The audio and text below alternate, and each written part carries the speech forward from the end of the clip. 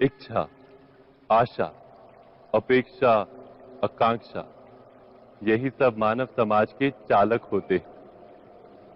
नहीं? यदि कोई आपसे पूछे कि आप कौन हैं, तो आपका उत्तर क्या होगा? विचार कीजिए।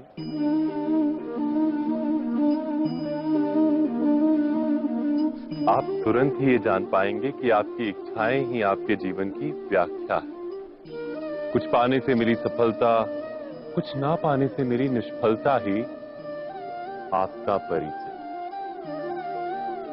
अधिकतर लोग ऐसे जीते हैं कि स्वयं भीतर से मरते रहते हैं, किंतु अपनी इच्छाओं को नहीं मार पाते। इच्छाएं उन्हें दौड़ाती हैं जिस प्रकार मृग तृष्णा मृग को दौड़ाती। परंतु इन्हीं इच्छाओं के गर्भ में ही ज्ञान का प्रकाश भी। कैसे? जब इच्छाएं अपूर्ण रहती और टूटती, तब वहीं से ज्ञान की किरण प्रवेश करती है मनुष्य के हृदय। ना, ये कथा नहीं है केवल इच्छाओं के संघर्ष की, नहीं है केवल महत्वाकांक्षाओं से जन्म लेने वाले भयावह रक्तपात। ये कथा है इच्छाओं के गर्भ से उदित होते हुए ज्ञान की। मैं वासुदेव कृष्ण आप सभी को निमंत्रण देता हूं इस यात्रा पे चलने का, जो जीवन का मर्म सिखाएगी, मनुष्य का धर्म सिखाएगी, कीचड़ से उठकर कमल बनने का कर्म सिखाएगी। और इस यात्रा का नाम है महाभारत।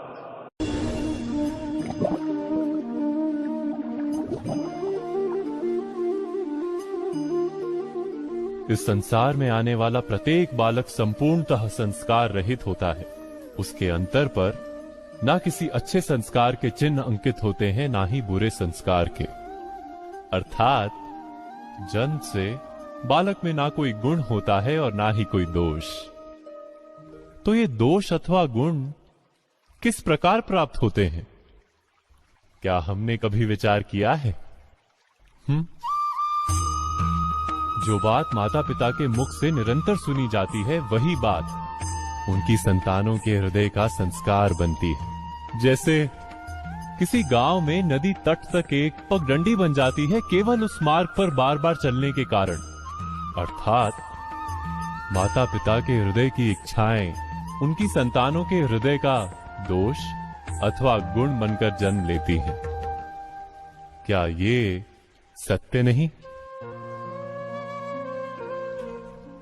पर फिर भी जब उनकी संतानों में कोई दोष दिखाई देता है, तो माता पिता आश्चर्य और दुख से भर जाते। माता पिता का हृदय ये प्रश्न करता है कि उनकी संतानों में ये कुसंस्कार आए कहां से। सत्य तो यही है कि माता पिता अपनी संतानों को अनजाने में ही कुसंस्कार के बीज दे देते हैं, जो उनके संतानों की हृदय भूमि पर कुसंस्कार का वृक्ष बनकर उगता है। अर्थात अपनी संतानों को सुसंस्कारी और धर्ममय बनाने की आशा रखने वाले प्रत्येक माता पिता को प्रथम अपने हृदय की इच्छाओं पर अंकुश रखना क्या अनिवार्य नहीं?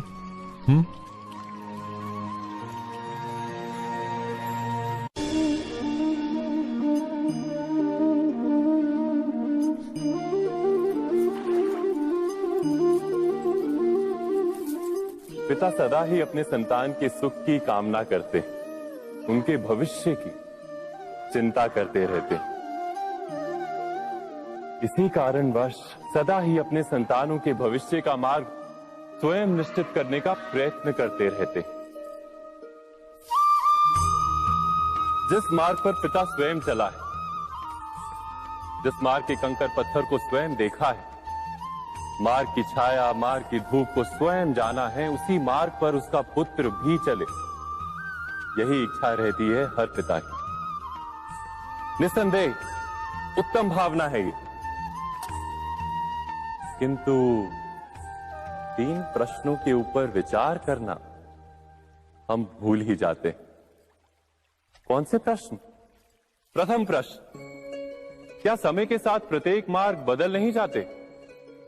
क्या समय सदा ही नई चुनौतियों को लेकर नहीं आता? तो फिर बीते हुए समय के अनुभव नई पीढ़ी को किस प्रकार लाभ दे सकते हैं? दूसरा प्रश्न, क्या प्रत्येक संतान अपने माता पिता की छवि होता है? हाँ, संतानों को संस्कार तो अवश्य माता पिता देते हैं, किंतु भीतर की क्षमता तो ईश्वर देते हैं। तो जिस मार्ग पर पिता को सफलता मिली है, विश्वास है कि उसी मार्ग पर उसकी संतानों को भी सफलता और सुख प्राप्त होगा। तीसरा प्रश्न, क्या जीवन के संघर्ष और चुनौतियां लाभकारी नहीं होती? क्या प्रत्येक नया प्रश्न एक नए उत्तर का द्वार नहीं खोलता? तो फिर संतानों को नए नए प्रश्नों, संघर्षों और चुनौतियों से दूर रखना, ये उनके लिए लाभ करना कहलाएगा या हानि पहुंचाना? अर्थात जिस प्रकार संतान के भविष्य का निर्माण करने के बदले उसके चरित्र का निर्माण करना श्रेष्ठ है, वैसे ही संतानों के जीवन का मार्ग निश्चित करने के बदले उन्हें नए संघर्षों के साथ जूझने के लिए मनोबल व ज्ञान देना अधिक लाभदायक नहीं होगा? स्वयं विचार कीजिए।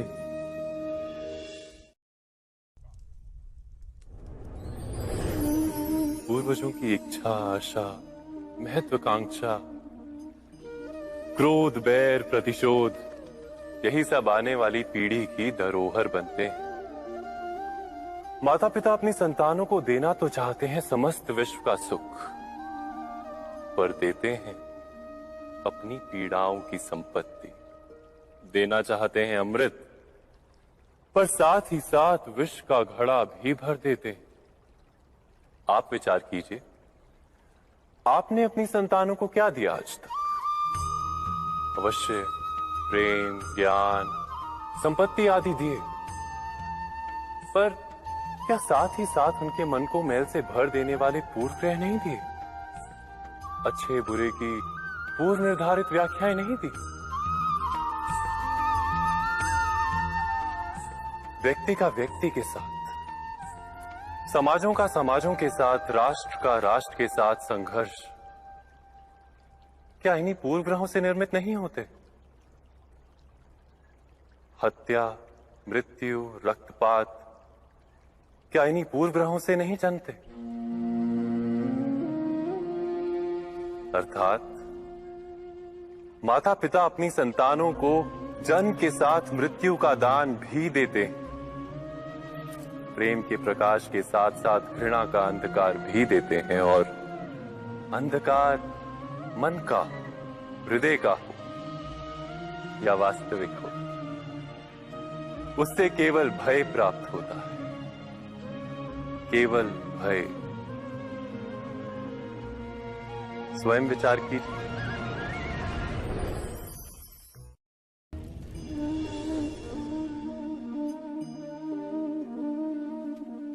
मनुष्य का स्वभाव है कि वो स्वयं को, अपने परिवार को, अपनी संतानों को अधिकतम सुख प्राप्त हो ऐसी इच्छा रखता है।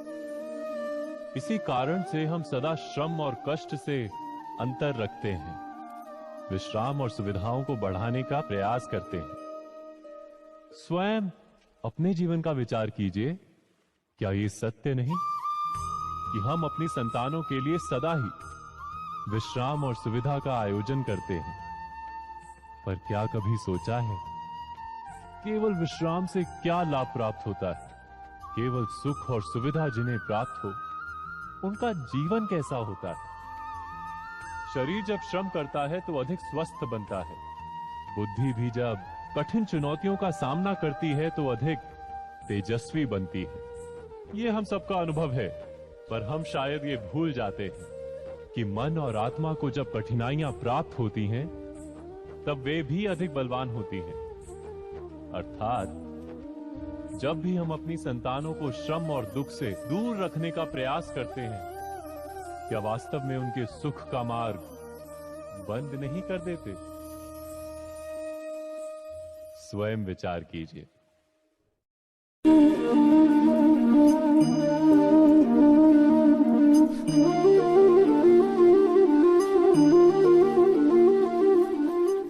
संतानों के भविष्य को सुख से भरने का प्रयत्न करना, यही हर माता पिता का प्रथम कर्तव्य होता है, जिन्हें आप इस संसार में लाएं और जिनके कर्मों से ये जगत आपका भी परिचय पाएगा भविष्य में। उनके भविष्य के सुख की योजना करने से अधिक महत्व और हो भी क्या सकता है। किंतु सुख और सुरक्षा, क्या ये मनुष्य के कर्मों से प्राप्त नहीं होते?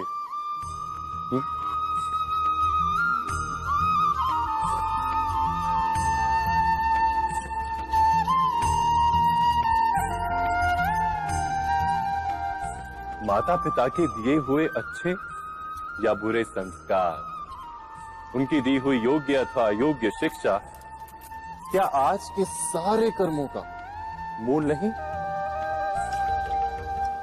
संस्कार और शिक्षा से बनता है मनुष्य का चरित्र। अर्थात माता पिता अपनी संतानों का जैसा चरित्र बनाते हैं, वैसा ही बनता है उनका भविष्य। किंतु फिर भी अधिकतर माता पिता अपनी संतानों का भविष्य सुरक्षित करने की चिंता में उनका चरित्र निर्माण का कार्य भूल ही जाते हैं। वस्तुतः जो माता पिता अपनी संतानों के भविष्य की चिंता करते हैं, उनकी संतानों को कोई लाभ नहीं होता। किंतु जो माता पिता अपने संतानों के भविष्य की नहीं, उनके चरित्र का निर्माण करते हैं, उन संतानों की प्रशस्ति समस्त संसार करता है। स्वयं विचार कीजिए।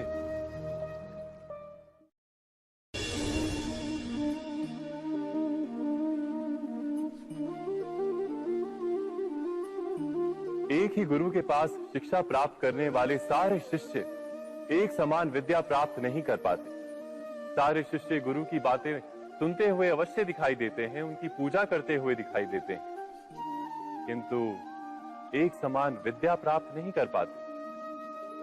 क्या कभी विचार किया है ऐसा क्यों होता है?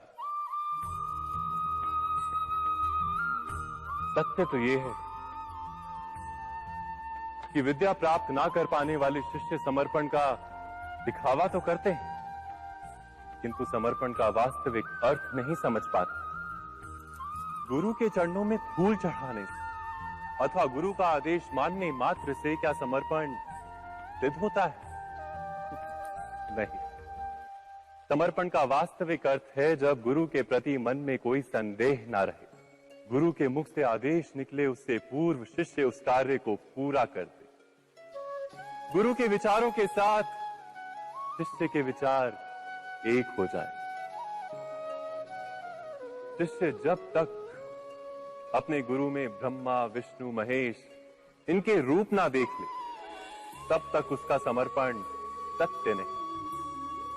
वास्तव में समर्पण किसी कार्य का नाम नहीं, समर्पण तो हृदय की भावना और मन की स्थिति का नाम है। अर्थात हमारे अज्ञान में क्या दोष केवल हमारे मन का नहीं? स्वयं विचार कीजिए।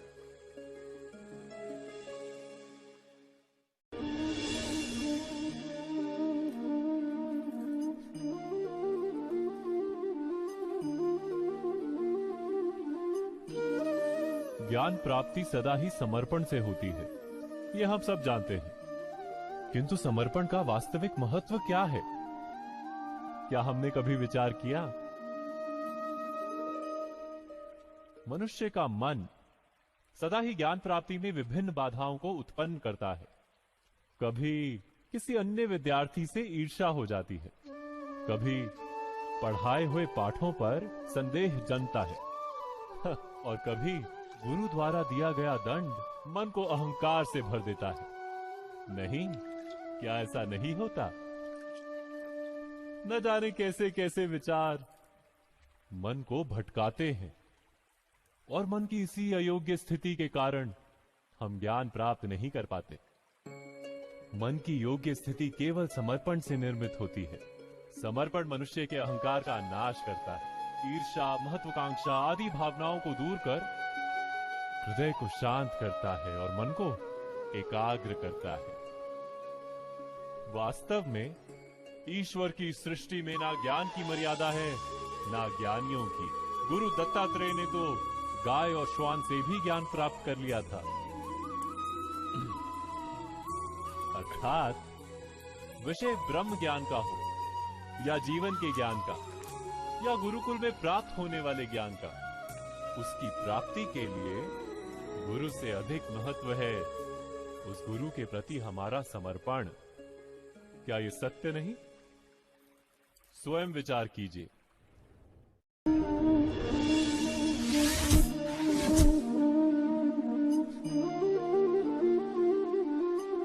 श्रेष्ठता का क्या अर्थ है? श्रेष्ठता का अर्थ है दूसरों से अधिक ज्ञान प्राप्त करना। अर्थात मूल्य इस बात का नहीं कि स्वयं कितना ज्ञान प्राप्त किया, मूल्य इस बात का है कि प्राप्त किया हुआ ज्ञान अन्य लोगों से कितना अधिक है। अर्थात श्रेष्ठता की इच्छा ज्ञान प्राप्ति को भी एक स्पर्धा बना देती है। और स्पर्धा में विजय अंतिम कब होती है?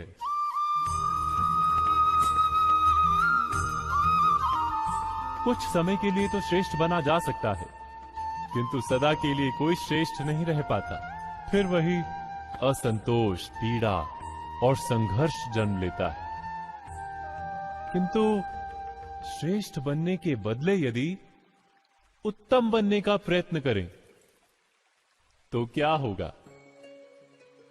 उत्तम का अर्थ है कि जितना प्राप्त करने योग्य है वो सब प्राप्त करना, किसी से अधिक पाने की इच्छा से नहीं, मात्र आत्मा की तृप्ति हेतु कुछ प्राप्त करना। उत्तम के मार्ग पर किसी अन्य से स्पर्धा नहीं होती, स्वयं अपने आप से स्पर्धा होती है। अर्थात उत्तम बनने का प्रयत्न करने वाले को देर अबेर सारा ज्ञान प्राप्त हो जाता है, बिना प्रयत्न के ही वो श्रेष्ठ बन जाता है। किंतु जो श्रेष्ठ बनने का प्रयत्न करता है वो श्रेष्ठ बने या ना बने, उत्तम कभी नहीं बन पाता।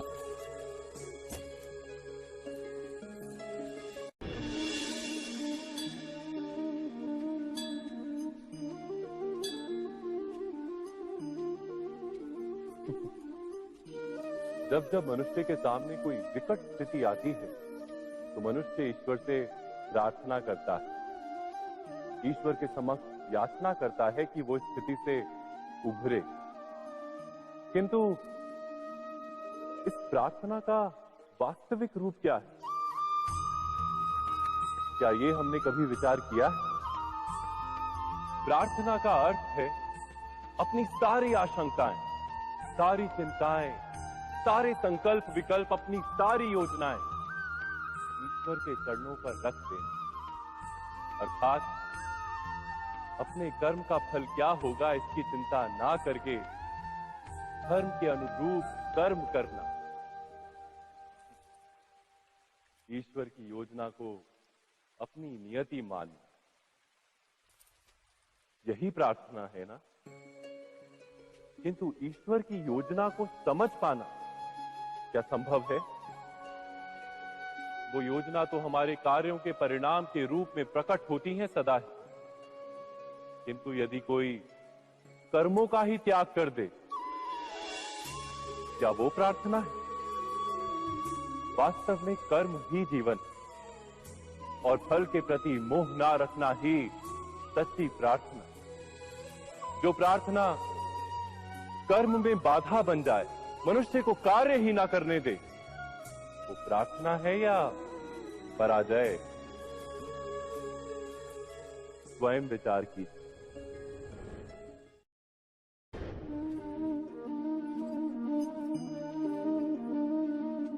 मनुष्य के जीवन का चालक है भय। मनुष्य सदा ही भय का कारण ढूंढ लेता है। जीवन में जिन मार्गों का हम चुनाव करते हैं, वो चुनाव भी हम भय के कारण ही लेते हैं। किंतु क्या ये भय वास्तविक होता है? विचार कीजिए।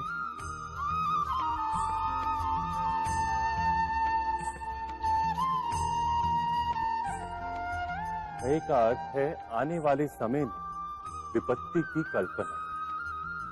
किंतु समय का स्वामी कौन? ना तो हम समय के स्वामी हैं, ना हमारे शत्रु या प्रतिस्पर्धी। समय तो ईश्वर के अधीन चलता है। तो क्या यदि कोई आपको हानि पहुंचाने के लिए केवल योजना बनाता है, वो वास्तव में आपको हानि पहुंचा सकता है? नहीं। किंतु भय से भरा हुआ हृदय हमें अधिक हानि पहुंचाता है। क्या ये सत्य नहीं?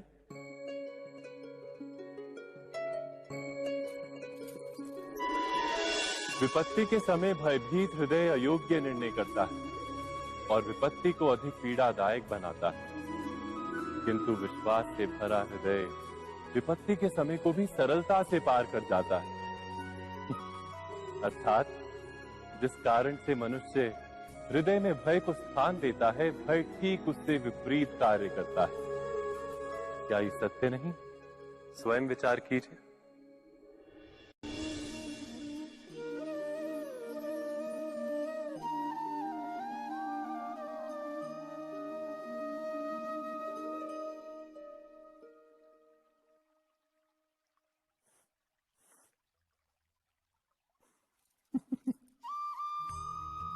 जीवन में आने वाले संघर्षों के लिए जब मनुष्य स्वयं को योग्य नहीं मानता, जब उसे अपने ही बल पर विश्वास नहीं रहता, तब वो सद्गुणों को त्याग कर दुर्गुणों को अपनाता है।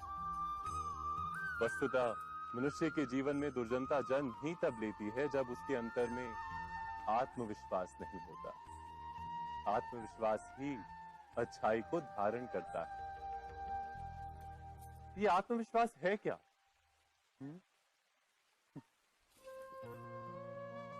जब मनुष्य ये मानता है कि जीवन का संघर्ष उसे दुर्बल बनाता है, तो उसे अपने ऊपर विश्वास नहीं रहता। वो संघर्ष के पार जाने के बदले संघर्ष से छूटने के उपाय ढूंढने लगता है। किंतु जब वो ये समझता है कि ये संघर्ष उसे अधिक शक्तिशाली बनाते, ठीक जैसे व्यायाम करने से देह की शक्ति बढ़ती, तो प्रत्येक संघर्ष के साथ उसका उत्साह बढ़ता है। अर्थात आत्मविश्वास और कुछ भी नहीं, मन की स्थिति, जीवन को देखने का दृष्टिकोण मात्र है। और जीवन का दृष्टिकोण तो मनुष्य के अपने वश में होता है। स्वयं विचार कीजिए।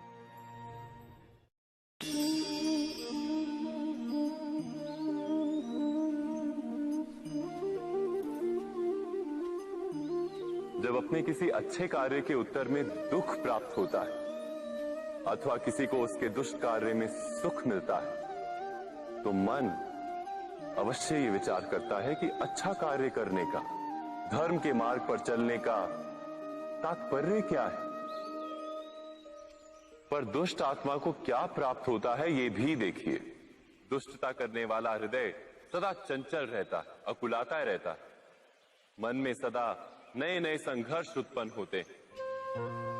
अविश्वास उसे जीवन भर दौड़ाता है। क्या ये सुख? जबकि धर्म पे चलने वाला, अच्छा कार्य करने वाला, सत् चरित्र व्यक्ति का हृदय शांत रहता है। परिस्थितियां उसके जीवन के सुख में बाधा नहीं बनती। समाज में सम्मान और मन में संतोष रहता है सदा। अर्थात अच्छा बर्ताव भविष्य में किसी सुख का मार्ग नहीं। अच्छा बर्ताव स्वयं सुख, अथवा बुरा बर्ताव भविष्य में किसी दुख का मार्ग नहीं। अधर्म उसी क्षण दुख उत्पन्न करता है। धर्म से सुख नहीं, धर्म स्वयं सुख।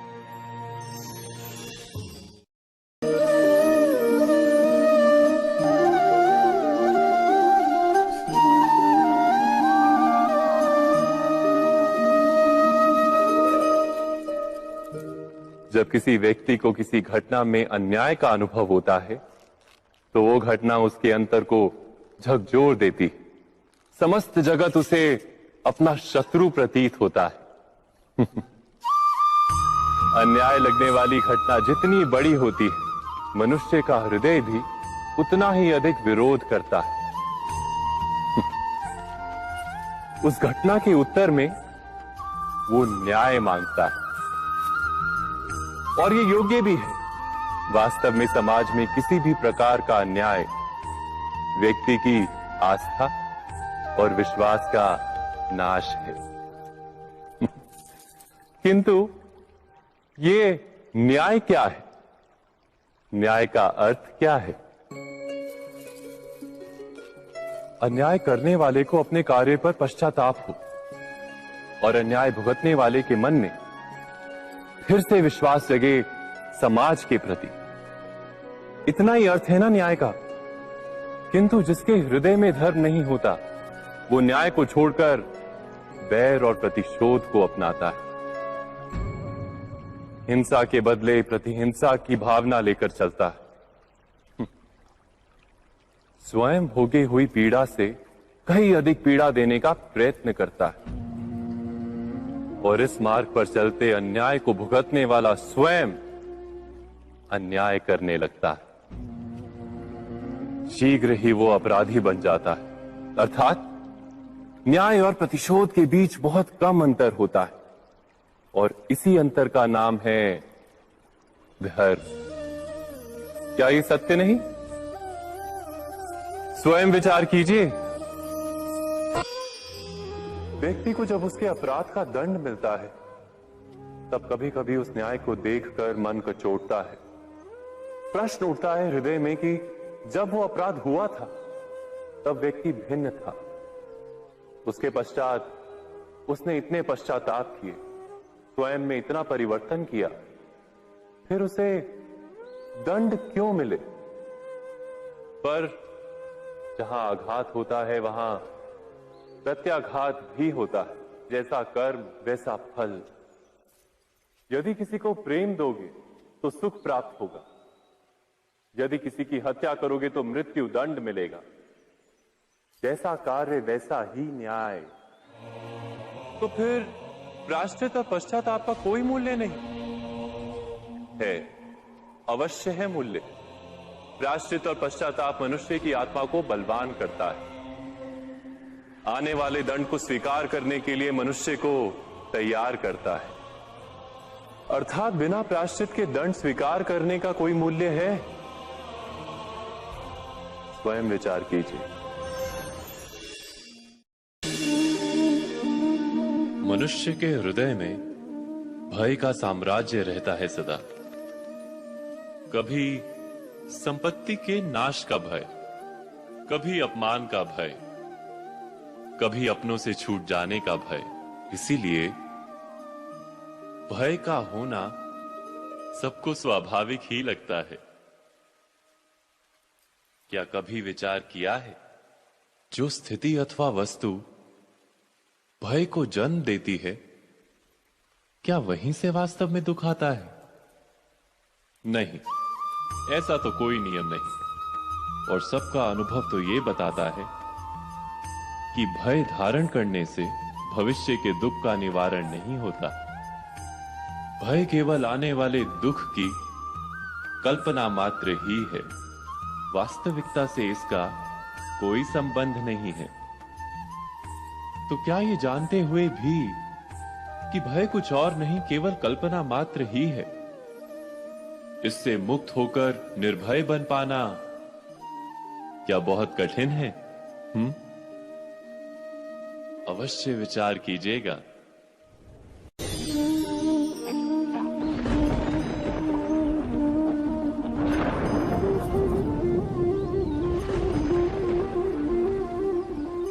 सपनों और पूर्वाभासों के आधार पर हम भविष्य के सुख दुख की कल्पना करते हैं।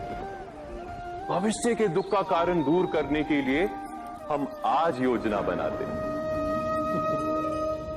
किंतु कल के संकट को आज निर्मूल करने से हमें लाभ मिलता है या हानि पहुंचती है? ये प्रश्न हम कभी नहीं करते। सत्य तो ये है कि संकट और उसका निवारण साथ जन से, व्यक्ति के लिए भी और सृष्टि के लिए भी। नहीं, आप अपने भूतकाल का स्मरण कीजिए, इतिहास को देखिए।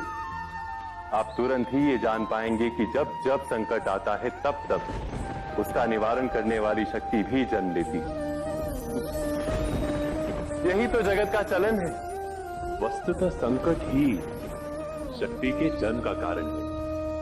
प्रत्येक व्यक्ति जब संकट से निकलता है तो एक पद आगे बढ़ा होता है, अधिक चमकता है, आत्मविश्वास से अधिक भरा होता है, न केवल अपने लिए अपितु विश्व के लिए भी। क्या ये सत्य नहीं? वास्तव में संकट का जन्म है एक अवसर का जन्म, अपने आप को बदलने का, अपने विचारों को ऊंचाई पर करने का अवसर, अपनी आत्मा को बलवान और ज्ञान मंडित बनाने का अवसर। जो ये कर पाता है उसे कोई संकट नहीं होता, किंतु जो ये नहीं कर पाता वो तो स्वयं एक संकट है विश्व के लिए। विचार कीजिए।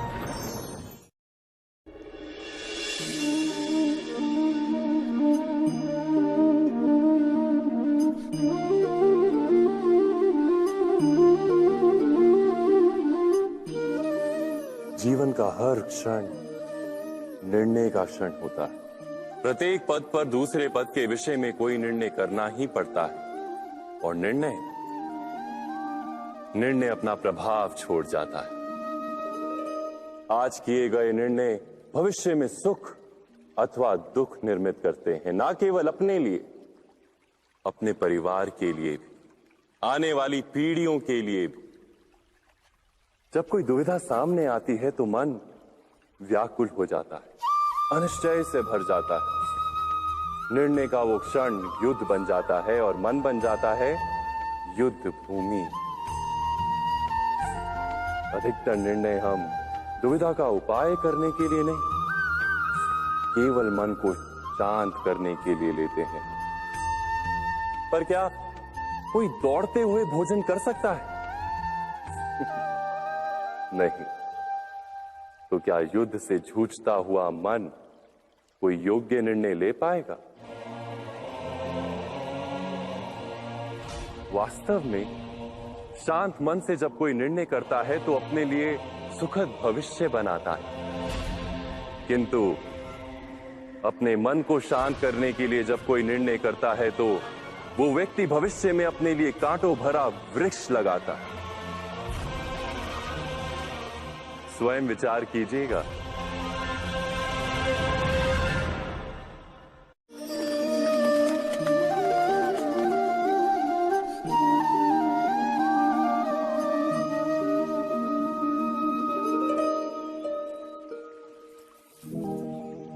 निर्णय के क्षण में हम सदा ही किसी अन्य के सुझाव, सूचना, मंत्रणा या परामर्श को आधार बनाते हैं, और हमारे भविष्य का आधार हमारे आज लिए गए निर्णय के ऊपर होता है। तो क्या हमारा भविष्य किसी अन्य के परामर्श, किसी अन्य के सुझाव का फल है? क्या हमारा संपूर्ण जीवन किसी अन्य की बुद्धि का परिणाम? क्या हमने कभी विचार किया है? सबका अनुभव है कि भिन्न भिन्न लोग एक ही स्थिति में भिन्न भिन्न परामर्श देते हैं। मंदिर में खड़ा भक्त कहता है कि दान करना चाहिए, और चोर कहता है यदि अवसर मिले तो इस मूर्ति के श्रृंगार चुरा। धर्म से भरा हृदय धर्ममय सुझाव देता है, और अधर्म से भरा हृदय अधर्म का परामर्श देता है। धर्ममय सुझाव का स्वीकार ही मनुष्य को सुख की ओर ले जाता है, किंतु ऐसे परामर्श का स्वीकार करना तभी संभव होता है जब हृदय में धर्म हो। अर्थात किसी का सुझाव अथवा परामर्श स्वीकार करने से पूर्व स्वयं अपने हृदय में धर्म को स्थापित करना क्या आवश्यक नहीं? स्वयं विचार कीजिए।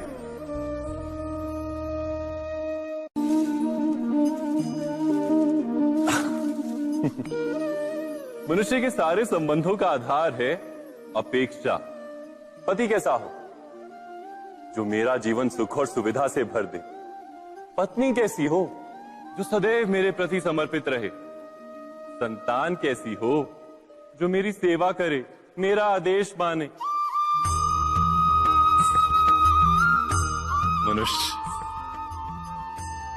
मनुष्य उसी को प्रेम भी कर पाता है जो उसकी अपेक्षा पूर्ण करता है। और अपेक्षा की तो नियति है भंग होना।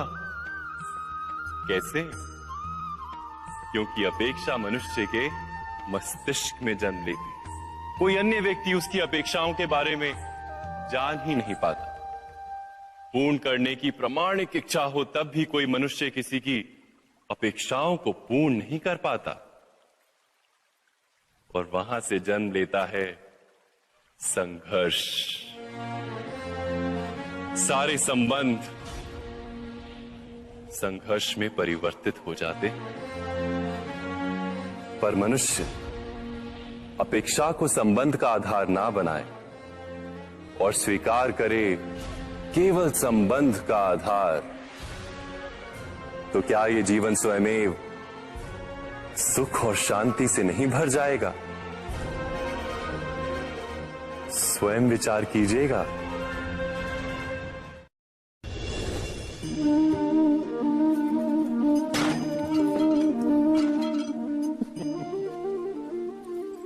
कभी कभी कोई घटना मनुष्य के जीवन की सारी योजनाओं को तोड़ देती और मनुष्य उस आघात को अपने जीवन का केंद्र मान लेता।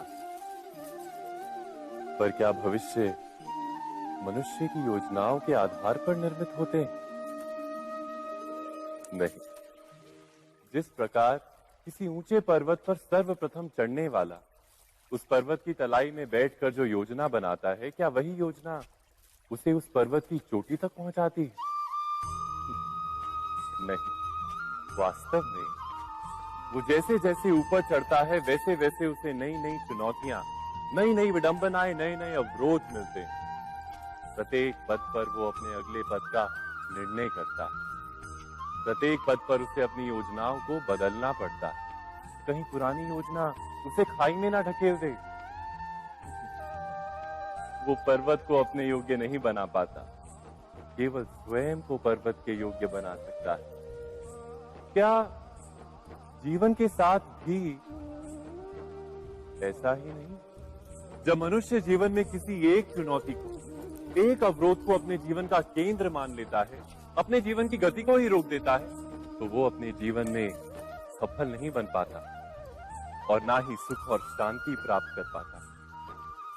अर्थात जीवन को अपने योग्य बनाने के बदले स्वयं अपने को जीवन के योग्य बनाना ही सफलता और सुख का एकमात्र मार्ग नहीं। स्वयं विचार कीजिए।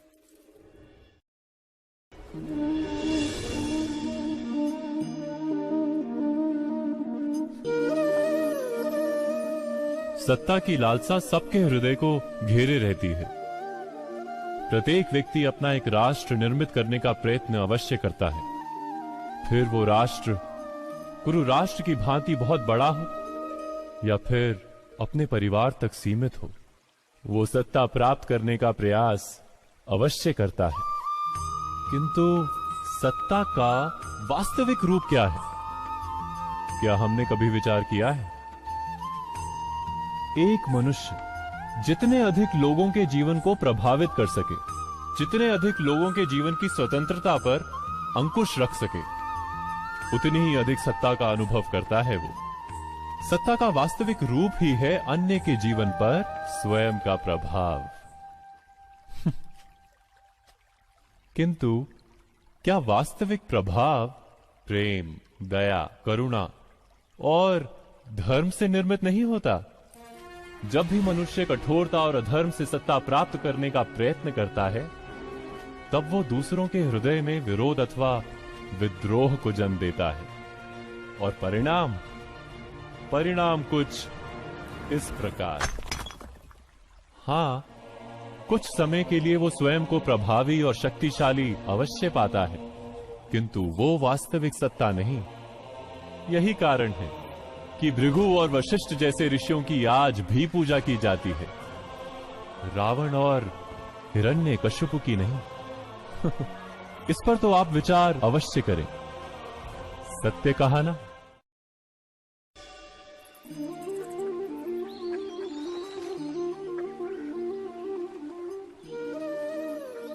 समय के आरंभ से ही मनुष्य को एक प्रश्न सदा पीड़ा देता है कि वो अपने संबंधों में अधिकतम सुख और कम से कम दुख किस प्रकार प्राप्त कर सकता है। क्या आपके सारे संबंधों ने आपको संपूर्ण संतोष दिया है? विचार कीजिए। हमारा जीवन संबंधों पर आधारित है, हमारी सुरक्षा संबंधों पर आधारित है। इसी कारण हमारे जीवन के सारे सुखों का आधार भी संबंध है। किंतु फिर भी हमें संबंधों में ही अधिकतर दुख क्यों प्राप्त होते हैं? सदा ही संघर्ष भी संबंधों से ही उत्पन्न क्यों हो जाते हैं? कभी विचार किया है? जब कोई व्यक्ति किसी अन्य व्यक्ति के विचार अथवा कार्य को स्वीकार नहीं करता, उसमें परिवर्तन करने का प्रयत्न करता है, तो संघर्ष जन्म लेता है। अर्थात जितना अधिक अस्वीकार उतना ही अधिक संघर्ष, और जितना अधिक स्वीकार उतना ही अधिक सुख। क्या ये वास्तविकता नहीं? यदि मनुष्य स्वयं अपनी अपेक्षाओं पर अंकुश रखे, अपने विचारों को परखे, किसी अन्य व्यक्ति में परिवर्तन करने का प्रयत्न ना कर स्वयं अपने भीतर परिवर्तन करने का प्रयास करे, तो क्या संबंधों में संतोष प्राप्त करना इतना कठिन? अर्थात क्या स्वीकार ही संबंध का वास्तविक अर्थ नहीं? स्वयं विचार कीजिए। दो व्यक्ति जब निकट आते हैं तो एक दूसरे के लिए सीमाएं और मर्यादाएं निर्मित करने का प्रयत्न अवश्य करते हैं। हम यदि सारे संबंधों पर विचार करें तो देखेंगे कि इन सारे संबंधों का आधार यही सीमाएं हैं जो हम दूसरों के लिए निर्मित करते हैं। और यदि अनजाने में भी कोई अन्य व्यक्ति इन सीमाओं को तोड़ता है तो उसी क्षण हमारा हृदय क्रोध से भर जाता है। इन सीमाओं का वास्तविक रूप क्या है? क्या हमने कभी विचार किया? सीमाओं के द्वारा हम दूसरे व्यक्ति को निर्णय करने की अनुमति नहीं देते, अपना निर्णय उस व्यक्ति पर थोपते हैं, अर्थात किसी की स्वतंत्रता का अस्वीकार करते हैं हम। और जब स्वतंत्रता का अस्वीकार किया जाता है तो उसका हृदय दुख से भर जाता है, और जब वो सीमाओं को तोड़ता है तो हमारा हृदय क्रोध से भर जाता है। क्या ऐसा नहीं होता?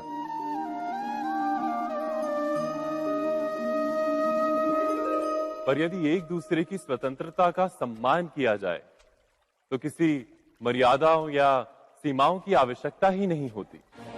अर्थात जिस प्रकार स्वीकार किसी संबंध का देह है, क्या वैसे ही स्वतंत्रता किसी संबंध की आत्मा नहीं? स्वयं विचार कीजिए।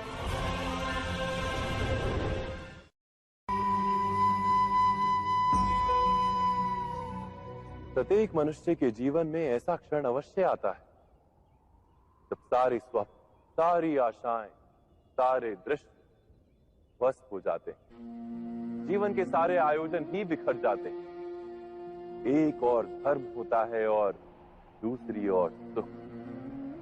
किसी को धर्म संकट कहते हैं, जब धर्म का वहन ही संकट हो और धर्म का त्याग ही सुख हो। विचार कीजिए, कभी किसी स्वजन के विरुद्ध सत्य बोलने का अवसर प्राप्त हो जाता है, कभी ठीक दरिद्रता के समय सरलता से चोरी करने का मार्ग प्राप्त हो जाता है, कभी किसी शक्तिशाली राजनेता या राजा के कर्मचारी का अधर्म प्रकट हो जाता है। सबके जीवन में ऐसी घटना बनती ही रहती है। अधिकतर लोग ऐसे किसी क्षण को धर्म संकट के रूप में जान ही नहीं पाते। हमें किसी प्रकार के संघर्ष का अनुभव ही नहीं होता।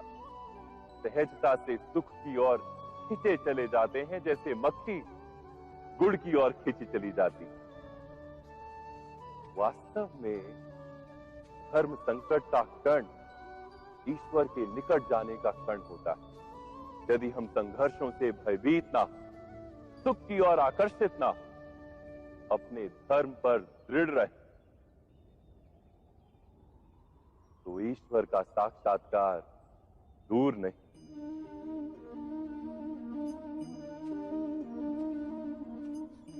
पवन से युद्ध करने वाला पत्ता यदि पेड़ से गिरता है तो भी आकाश की ओर उठता है। पवन से झुकने वाली घास वहीं भूमि पर रह जाती है। अर्थात धर्म संकट से यदि हम संकट को ही टाल दें तो सुख तो मिलता है, जीवन बढ़ता है, किंतु क्या चरित्र नहीं टूटता?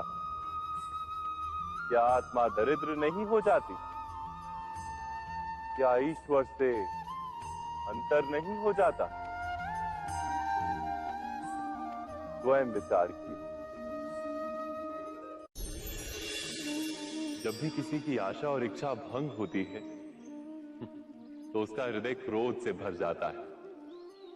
जिस व्यक्ति को वो अपना अपराधी समझता है उसे दंड देने का प्रयत्न करता है।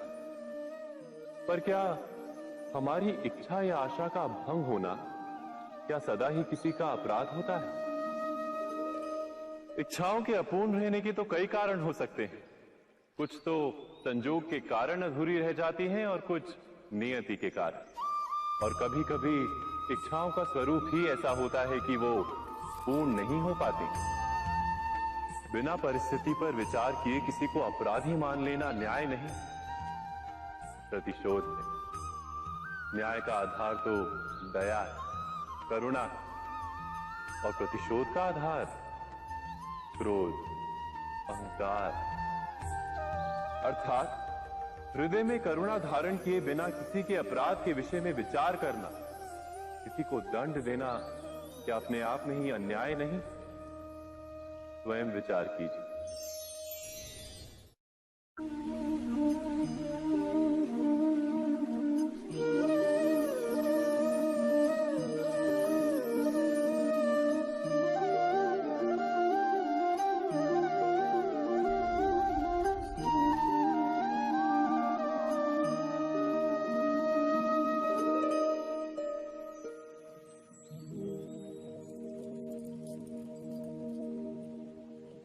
भविष्य के आधार पर सब आज का निर्णय लेना चाहते हैं। भविष्य में सुख मिले, भविष्य सुरक्षित हो, ऐसे निर्णय आज लेने का प्रयत्न रहता है सबका।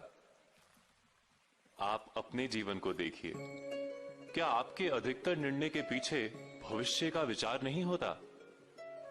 और हो भी क्यों ना, अपने जीवन को सरल और सुखमय बनाने का प्रयत्न करने का अधिकार सबका है। पर भविष्य तो कोई नहीं जानता, केवल कल्पना ही की जा सकती है। तो जीवन के सारे महत्वपूर्ण निर्णय कल्पनाओं के आधार पर ही करते हैं हम। क्या निर्णय करने का कोई तीसरा मार्ग हो सकता है? विचार कीजिए। सारे सुखों का आधार धर्म है और वो धर्म मनुष्य के हृदय में बसता है। तो प्रत्येक निर्णय से पूर्व स्वयं अपने हृदय से ये प्रश्न अवश्य पूछ लेना कि ये निर्णय स्वार्थ से जन्मा है या धर्म से। क्या इतना पर्याप्त नहीं? भविष्य के बदले धर्म का विचार करने से क्या भविष्य अधिक सुखपूर्ण नहीं होगा? स्वयं विचार कीजिए।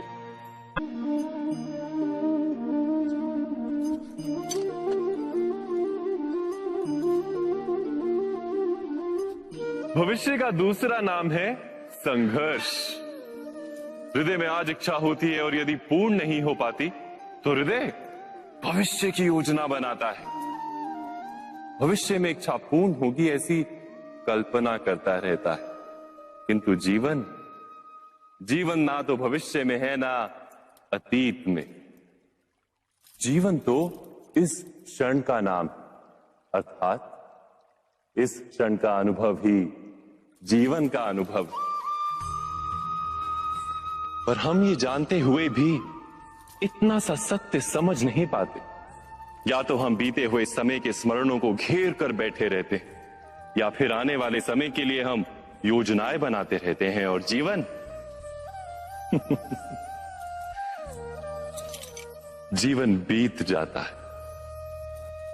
एक सत्य यदि हम हृदय में उतार लें कि ना हम भविष्य देख सकते हैं, ना ही भविष्य निर्मित कर सकते हैं, हम तो केवल धैर्य और साहस के साथ भविष्य को आलिंगन दे सकते हैं, स्वागत कर सकते हैं भविष्य का। तो क्या जीवन का हर पल जीवन से नहीं भर जाएगा? स्वयं विचार कीजिए।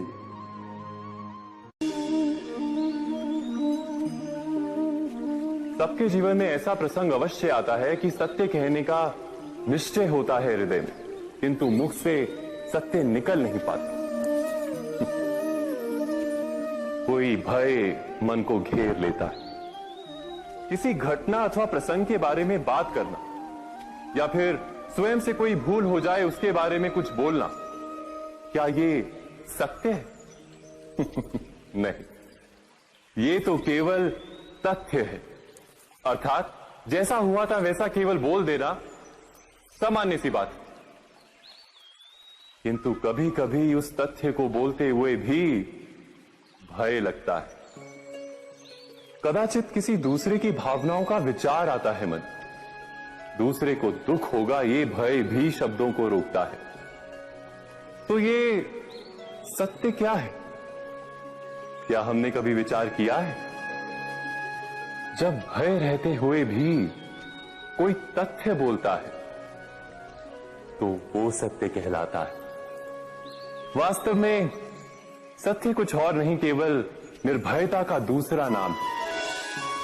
और निर्भय होने का कोई समय नहीं होता, क्योंकि निर्भयता आत्मा का स्वभाव है। अर्थात क्या प्रत्येक क्षण सत्य बोलने का क्षण नहीं होता?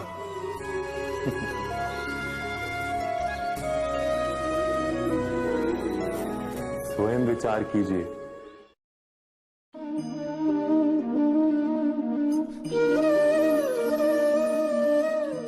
परंपरा में धर्म बसता है और परंपराएं ही धर्म को संभालने का कार्य करती हैं, ये सत्य है। पर क्या केवल परंपरा ही धर्म है? विचार कीजिए। सत्य तो यह है कि जिस प्रकार पाषाण में शिल्प होता है, उसी प्रकार परंपरा में धर्म होता है। इस पत्थर में शिल्प है, ये पत्थर शिल्प नहीं। शिल्प को उजागर करने के लिए उसे तोड़ना पड़ता है, अनावश्यक भागों को दूर करना पड़ता है। ठीक उसी प्रकार परंपराओं में धर्म ढूंढना पड़ता है। जिस प्रकार इंद्र पूजा की परंपरा को तोड़कर गोवर्धन पूजा का धर्म ना ढूंढा जाता, तो यादवों को उनकी मुक्ति का मार्ग नहीं मिल पाता।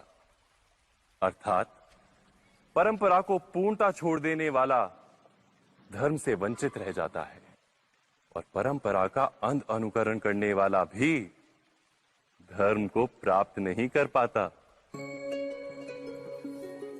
कहते हैं हंस के पास नीर क्षीर विवेक होता है।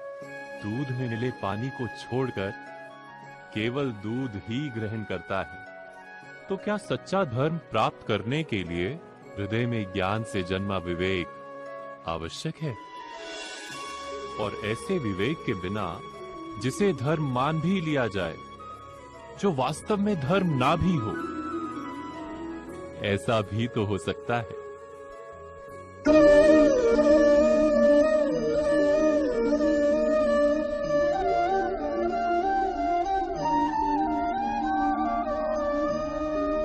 महाभारत का ये युद्ध, महाभारत की ये कथा अनेक सत्यों को प्रस्थापित करती है। महानतम सत्य ये कि अलगपन और भिन्नता ही अधर्म का मूल है और एकात्मता ही धर्म का आधार है। कैसे? स्वयं विचार कीजिए। मनुष्य का हृदय सुख की आशाओं से, सत्ता और संपत्ति की इच्छाओं से घिरा रहता है सदा। किंतु सामान्य रूप से मनुष्य अपने माता पिता, संतानों, भाई बहन या पत्नी के साथ उचित व्यवहार ही करता है, कोई अन्याय नहीं करता। वो सुख और संपत्ति को समान भागों में बांटकर भोगता है, क्योंकि वो ये जानता है कि उसके सुख का आधार है उसका परिवार, उसके सुख का कारण है उसका परिवार। मनुष्य ये भी जानता है कि उसका सुख समाज से आता है, किंतु वो समाज के साथ अन्याय कर लेता है, समाज का शोषण कर लेता है, क्योंकि वो समाज को अपने सुख का कारण नहीं मानता, वो समाज को अपने सुख का साधन मानता है। भेद है तो कारण और साधन में। मनुष्य को जब ये बोध हो जाता है कि सारा संसार परमात्मा का ही रूप है, प्रत्येक जीव परमात्मा का ही अंश है, अर्थात कोई पराया नहीं, सब अपने, ये सारा संसार अपना ही है, अपना ही परिवार है, तो क्रोध का कोई कारण ही नहीं रह जाता। सारे संघर्ष, सारा वैर, सारा प्रतिशोध नष्ट हो जाता है। अंतर में परमात्मा और संसार में एकात्मता, यही धर्म का मूल सिद्धांत है। महाभारत की ये यात्रा क्रोध से बोध की यात्रा है, भिन्नता से एकात्मता की यात्रा है। भूमि पर वास करने वाली प्रजा जब तक इस महाभारत की कथा को अपने स्मरणों में जीवित रखेगी, तब तक ऐसा विध्वंस पुनः नहीं होगा। कोई भी शक्ति इसकी महत्ता का वस्त्र हरण नहीं कर पाएगी। इस यात्रा में मेरे साथ प्रवास करने वालों को मैं अभिनंदन देता हूं। उनके हृदय में धर्म का बीज स्थापित, कल्याण, संसार का कल्याण। ओम सहना भवतु। ईश्वर हमारा रक्षण करे। सहनो भुनक्तु। हम सब मिलकर सुख भोगे। सहवीर्यम करवावहे। एक दूसरे के लिए प्रयास करें। तेजस्विनावधितमस्तु। हम सबका जीवन तेज से भर जाए। मां विद्विषावहे। परस्पर कोई द्वेष या ईर्ष्या ना हो। ओम शांति शांति शांति।